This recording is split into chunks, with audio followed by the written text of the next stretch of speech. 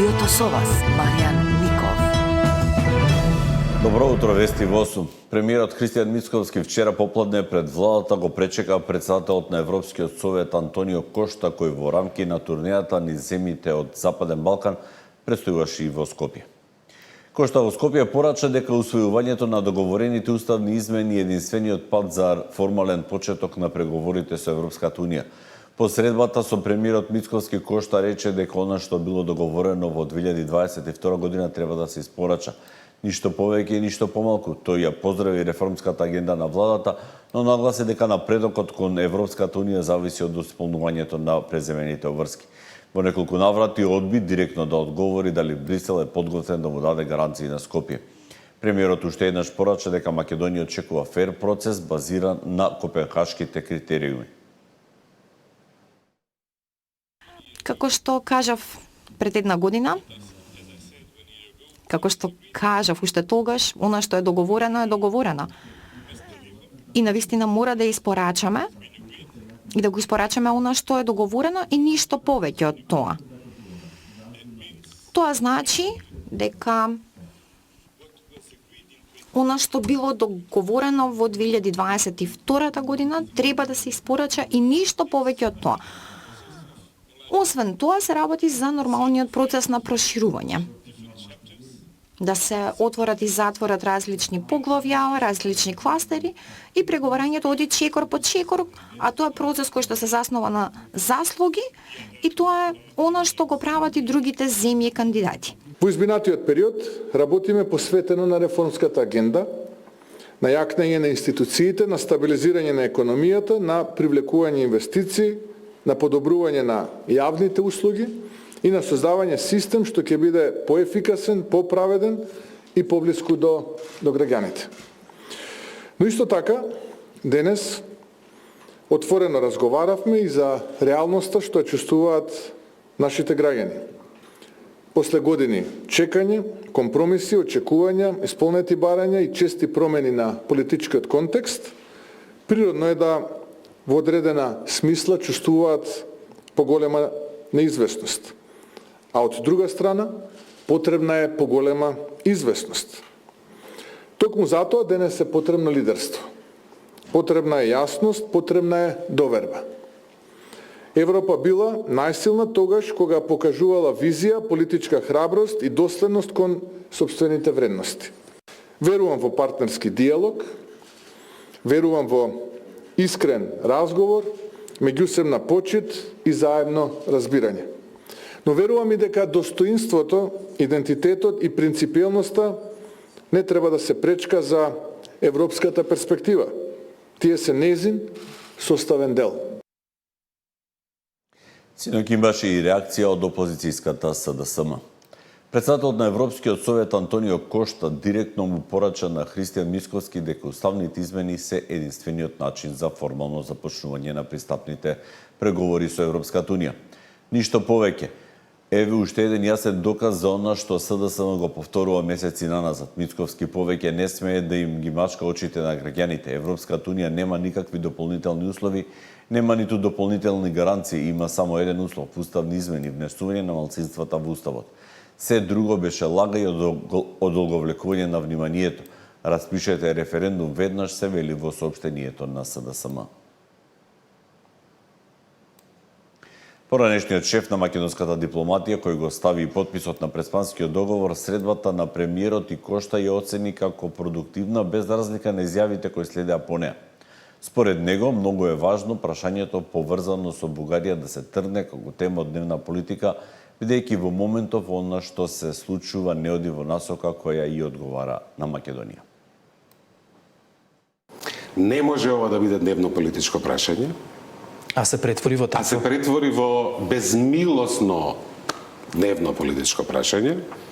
Замислете да има политичка сила во Софија која што секој ден со соопштенија ќе ја критикува бугарската влада и ќе рече глупости правите, инвестирате во антагонизам, се подалеку ги туркате македонците од македонскиот народ, од бугарскиот народ.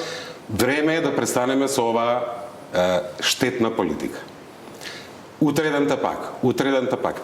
Како тоа ние ќе го перцепираме? Ќе чекаме таа партија да дојде на власт, нели? Значи, да се ставиме малку во нивните чевли. Мора да има едно елементарно единство за ова прашање. Не може од ова да се тера политиканство, дневна политика. Ние сме научени, кај нас стилот на водење политика е препукување дневно. Ама не на ова прашање. Апсолутно. И втората порака, исто така многу важна, најмногу, јас мислам дека сегашното статус кво е гупитничка ситуација за сите вклучени. За нашата Македонија, за Бугарија, за Европската Унија. Ние сме најдрастичниот пример дека има огромни проблеми во политиката на проширувањето.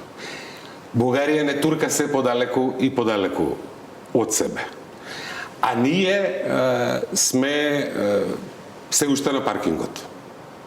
Не можеме да ја отвориме сериозно нашата европска иднина. Ама бидејќи најмногу нас не боли, ние мора да бидеме, не можеме да чекаме да падне решение од небо. Не можеме да чекаме решение да донесе кошта. Мора ние да предлагаме, да имаме стратегија, да чукаме на врати. Ако таа стратегија не профункционира, да пробаме со поинаква стратегија, мора да сме исклучително проактивни за ова прашање.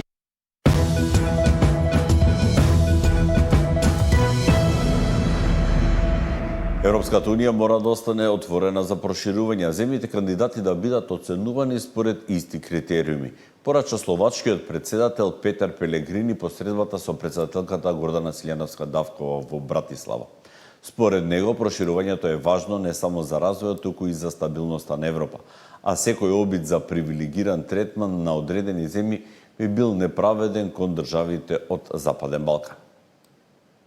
Ако Европската Унија сака да биде кредибилна, мора да остане отворена за земјите на кои што им се потребни договорените услови. Проширувањето како процес мора да биде фер, предвидлив и заснувал на истите правила кои што важат за сите кандидати. Ова значи дека треба и да се размислува дека земјите кандидати мора да ги исполнат договорените критериуми, дека Европската Унија мора да испрати јасен сигнал дека исполнувањето на условите ќе значи и конкретни чекори напред. Го поздравувам словачкиот став дека идентитетските и културните прашања не треба да бидат предмет на политички условувања и преговори. Мислам дека токму почитувањето на културниот интегритет на секој народ е суштината на европската идеја. Особено го цениме ангажираниот став на Словачка, но и на неколку други земји, кои трагаат по можно рационално решение за интегрирање на Западниот Балкан. Она што ние го бараме е да бидеме третирани како сите останати, да бидеме вреднувани според копенхашките критериуми, да добиеме можност да се фокусираме на реформите и на владењето на правото.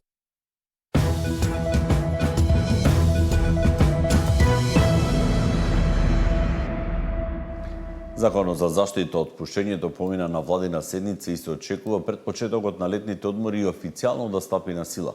Предвидува заострување на мерките за заштита од пушењето и ги опфаќа и новите електронски цигари. Законот за заштита од пушење цигари помина на владина седница. Пред да стапи на сила треба да се најде и пред пратениците каде ќе биде доставен со европско знаменце. Кореспондентните табели веќе се спремни, до вечер ќе бидат додефинирани и следниот чекор е законот да биде на седница на собрание и истиот да се изгласа. Како очекувате пред распуштање на собранието за летниот одмор да веќе да се изгласи и да стапи на сила? Дефинитивно. Веќе законот е одгласен, веќе имаме 16 позитивни мислења од сите институции, беше инклузивен целиот процес и се надевам дека брзо ќе помине и во административните процедури низ собранието. Со новиот закон, освен класичните, се забрануваат и електронските цигари и останатите производи кои содржат тутун и никотин. Не само во угостителски објекти. Не смее да се пуши и во приватни фирми, јавни институции, автобуски и железнички станици, постојки за градски автобус, пазари и јавни места каде има повеќе луѓе, ниту во автомобил ако има малолетно дете.